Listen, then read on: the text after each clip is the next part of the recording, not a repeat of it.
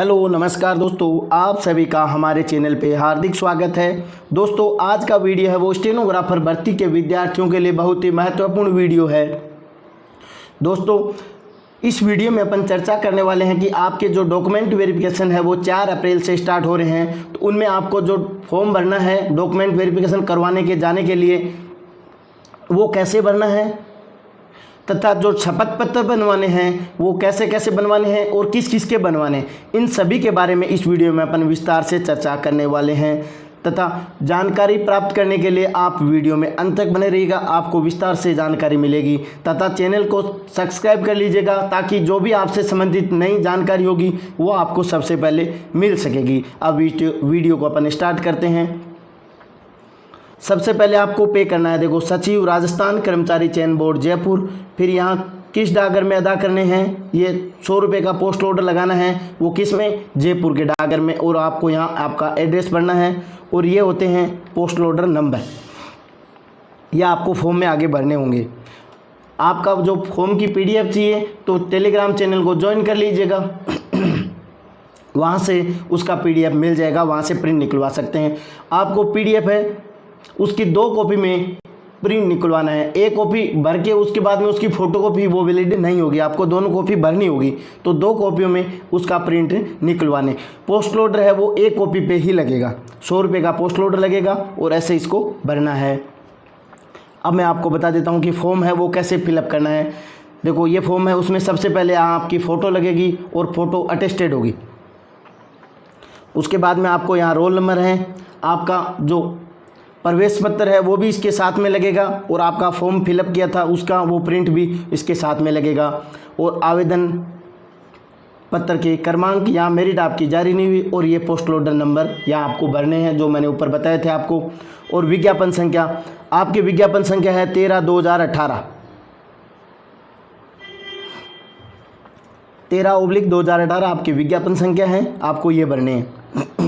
ये पटवारी का था तो इसमें पटवारी में 3/2019 था, आपको 13/2018 भरने।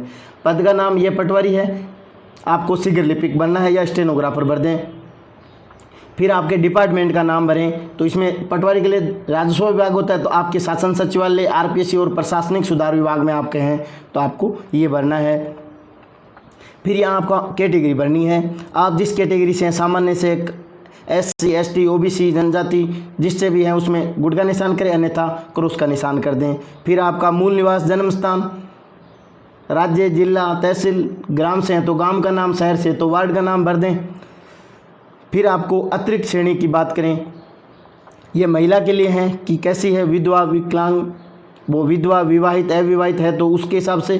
फिर विशेष योग्यजन के लिए हैं, देखो इसमें दृष्टिहीन, मूक बधिर, भूतपूर्व सैनिक, उत्कृष्ट खिलाड़ी उनके लिए हैं तो उसमें गुड का निशान, अन्यथा क्रॉस का निशान भर दें। यदि पहले से गवर्नमेंट एम्प्लॉय है किस में है तो उसमें गुड का निशान भर दें। फिर आपको भरना आवेदक का पूरा नाम,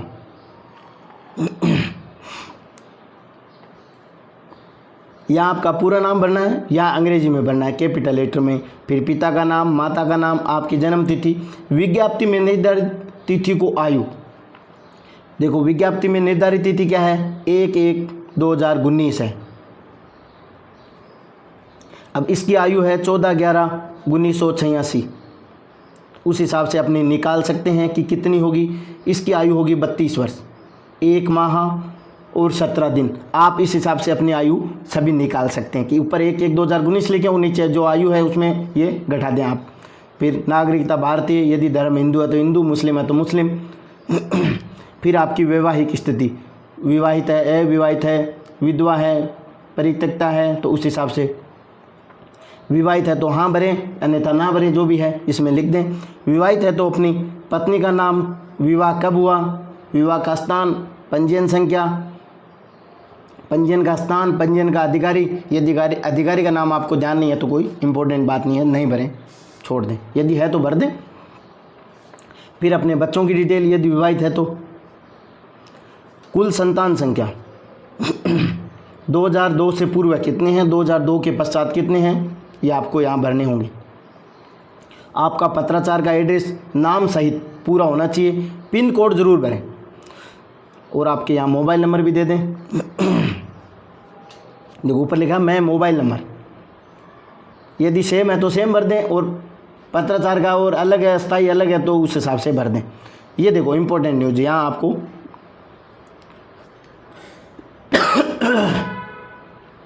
मैट्रिक्स या हाई स्कूल माध्यमिक आपके कुल प्राप्तांक कितने हैं,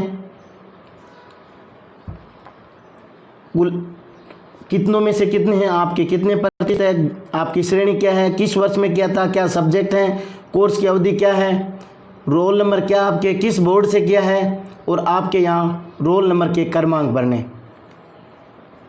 रोल नंबर क्रमांक जो मार्कशीट में ऊपर ही ऊपर मिलेंगे आपको। फिर 12वीं के आपको वही सेम, यहाँ आपको सब्जेक्ट भरने, 10वीं में आल भरने तो आल। यदि किसी ने फॉर्म भरते इसमें आपके क्वालिफिकेशन 12वीं मांगी थी, किसी ने बीए या एमए भी किया है तो उसके भी भरें, और नहीं किया तो आपको नो करना है। फिर आपको डिप्लोमा की बात करें, किसी के पास आरकेसीएल है, पीजीडीसीए, ओ लेवल जो भी है उसके आपको यहाँ फिलअप करने हैं। इंटर्नशिप आपके लागू नहीं है, रजिस्ट्रेशन विवरण भी इसमें नहीं आपको भरना है, आवश्यक अनुभव भी इसमें नहीं भरना है। ये फॉर्म है वो सभी के लिए है, तो उसमें किसी वैकेंसी में होते हैं तो उसके लिए है, आपको नहीं है। किसी के पास अनुभव का है कोई, आपकी वैकेंसी में है ही नहीं तो कहाँ से होगा। देखो विस्तृत अतिरिक्त विस्तृत सूचना,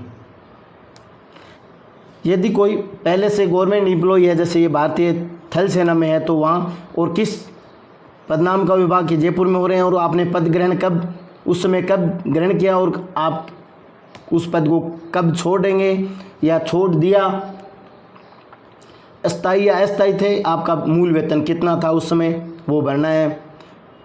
ये देखो, यदि आप विज्ञापन के अनुसार अधिकतम आयु सीमा में छूट चाहते हैं तो प्रमाण सहित संबंध प्रावधान का उल्लेख करें जिसके अंतर्गत आप आयु सीमा में छूट प्राप्त करने के अधिकारी हैं।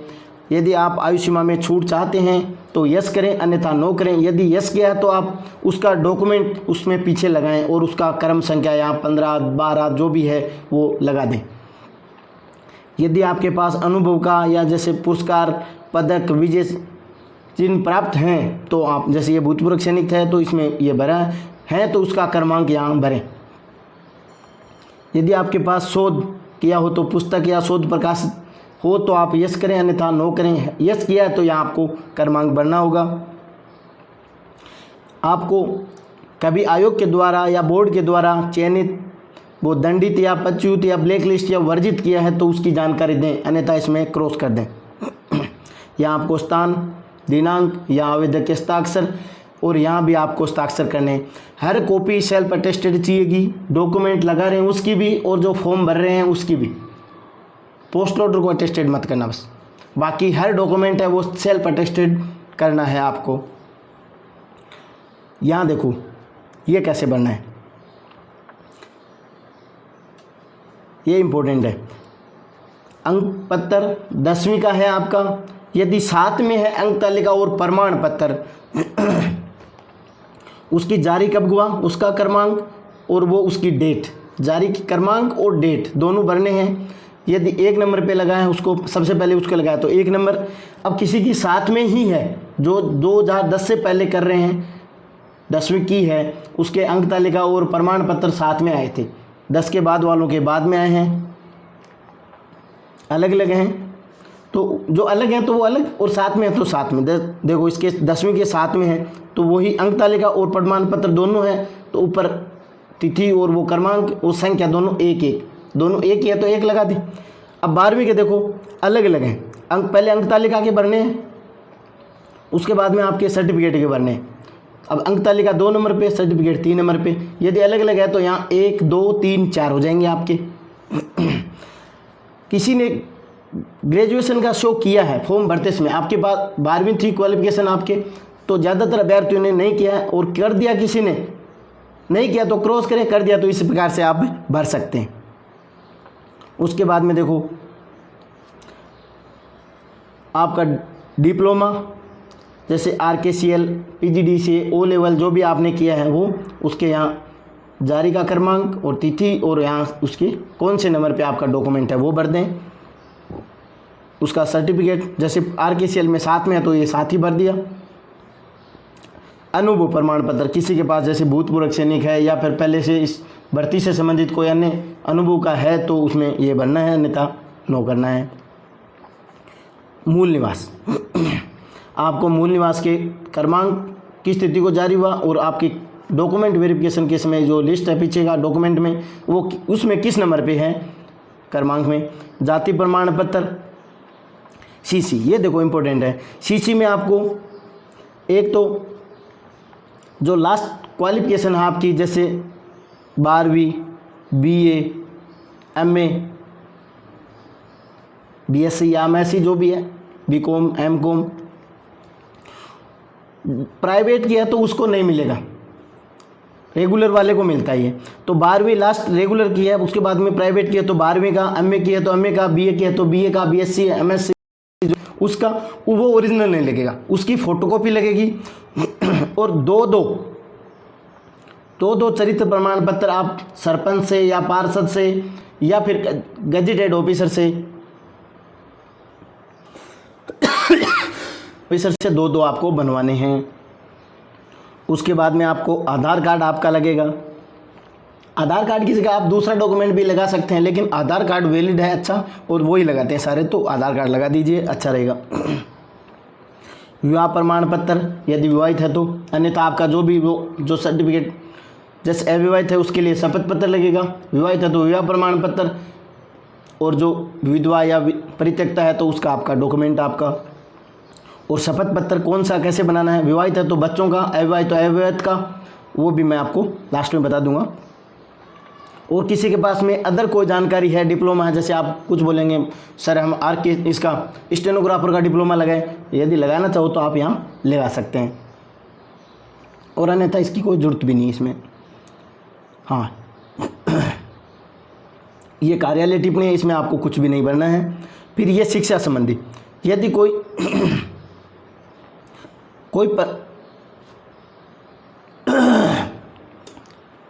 यदि एजुकेशन फॉर्म भरते समय आप 12वीं में या ग्रेजुएशन लगा रही है तो उसमें यदि उस समय आपकी कंप्लीट नहीं हुई थी, फाइनल में थे कि होने वाली है, उस हिसाब से तो आपको यहाँ ये भरना है, अन्यथा नहीं भरना है। 99% को नहीं भरना है, क्योंकि सभी की क्वालिफिकेशन 12वीं है तो इसमें सभी की हुई है, उसके बाद में स्टेनो वाले हैं तो ये आपको किसी के पास यदि है ऐसा लागू शिक्षा संबंधी प्रमाणित किया जाता है कि देखो, आवेदक यदि अपेक्षित शैक्षिक अर्हता उत्तीर्ण नहीं है किंतु आवेदन की अंतिम तिथि तक उसमें परीक्षा सम्मिलित हुआ हो या हो रहा है तो आपको भरना है ये, अन्यथा नहीं भरना है। भरना है तो आपके हस्ताक्षर और या राजपत्रित अधिकारी से अटेस्टेड करवाना होगा। सेल्फ अटेस्टेड तो हर कागज़ पे होगा ही, मैंने आपको बता ही दिया।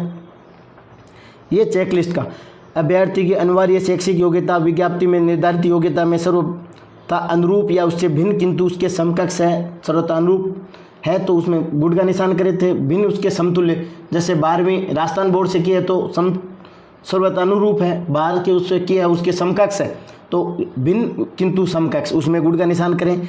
जो आपको वैलिड है, आपके लग रहा है तो गुड का, अन्यथा उसमें करो उसका निशान कर दें। सभी में इनमें कुछ खास नहीं है, ये इतने कोई ज़्यादा चेक नहीं होते इसमें, ये कार्यालय का है।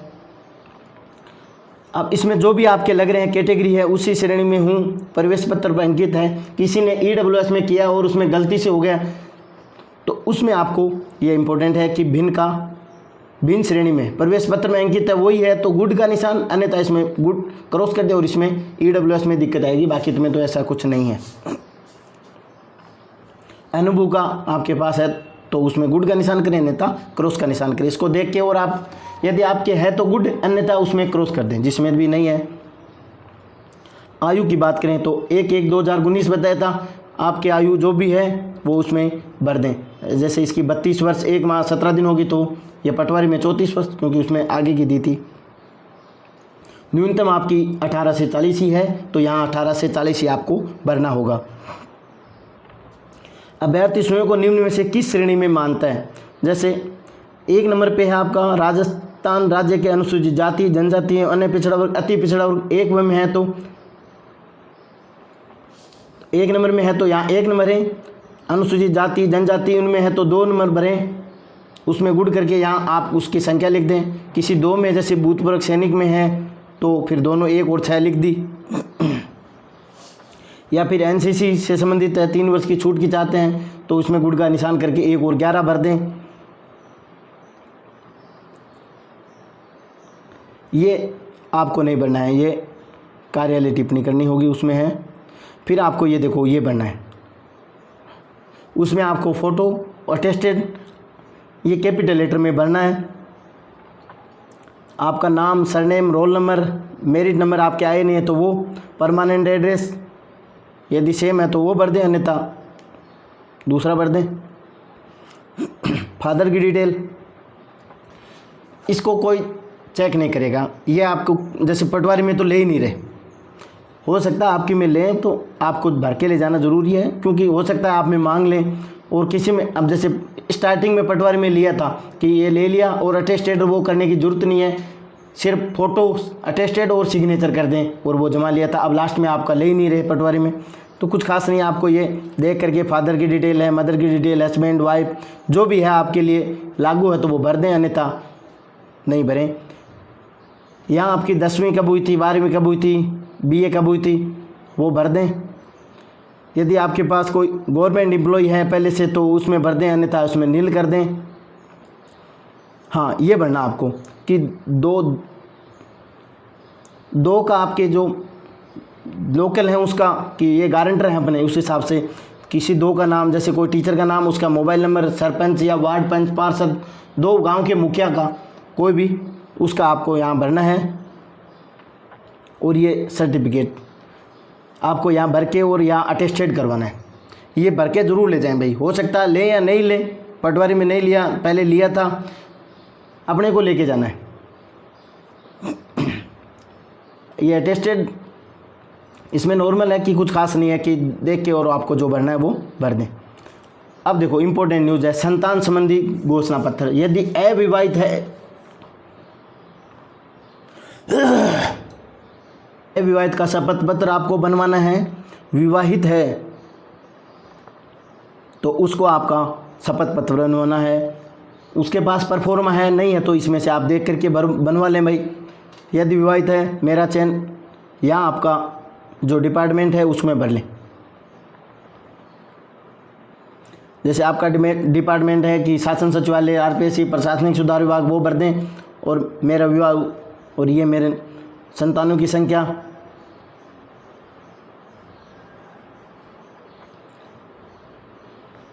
एक 6/2002 से पूर्व कितनी थी और 2 के पश्चात कितनी थी। अविवाहित है तो उसको आपको ये भरना नहीं है, और है तो उसके डिटेल आपको देनी पड़ेगी।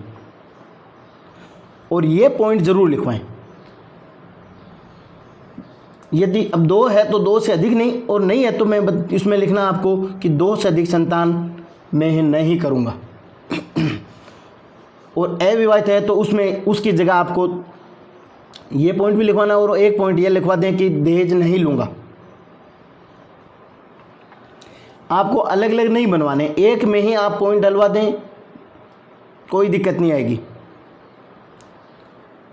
गुटखा का संबंधित, नशा मुक्ति का, मेरे द्वारा दस्तावेज हैं तो पूर्णतः सत्य हैं, भविष्य में मेरे द्वारा प्रस्तुत किए गए दस्तावेज गलत, कूट रचित, असत्य, जाली पाए गए तो मेरी नियुक्ति निरस्त कर दी जाए।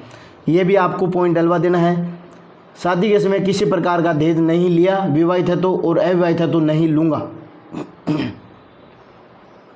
और ये आपके बाद में अटेस्टेड कर देंगे, नोटरी हो जाएगी आपके।